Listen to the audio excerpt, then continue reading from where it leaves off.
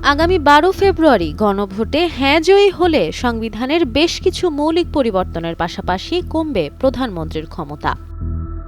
সংস্কার প্রস্তাবগুলো বাস্তবায়িত হলে প্রধানমন্ত্রীর একচ্ছত্র ক্ষমতা কিছুটা কমার পাশাপাশি কিছু ক্ষেত্রে বাড়বে রাষ্ট্রপতির ক্ষমতা। সাংবিধানিক পদে নিয়োগ হবে সরকারি দল, বিরোধী দল ও ক্ষেত্র বিশেষে বিচার বিভাগের প্রতিনিধিদের সমন্বয়ে গঠিত কমিটির মাধ্যমে। কোনো বিষয়ে সংসদে ভোট দেওয়ার ক্ষেত্রে সংসদ সদস্যদের স্বাধীনতার আওতা বাড়বে। সব মিলিয়ে রাষ্ট্রের বিভিন্ন অঙ্গের মধ্যে ক্ষমতার ভারসাম্য তৈরির সম্ভাবনা বাড়বে।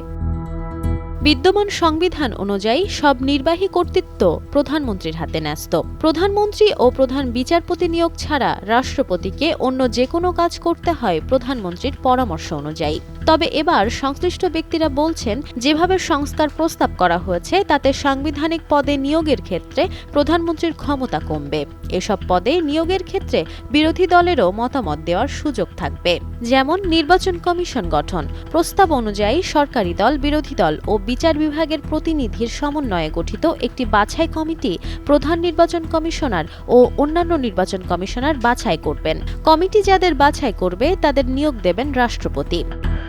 সংশ্লিষ্ট ব্যক্তিরা আরও বলছেন, যেভাবে প্রস্তাব করা হয়েছে সেটি বাস্তবায়িত হলে সংসদে জবাবদিহি ও ক্ষমতার ভারসাম্য তৈরির সুযোগ বাড়বে। একটি দল নির্বাচনে সারা দেশে যত ভোট পাবে তার অনুপাতে তারা উচ্চকক্ষে আসন পাবে।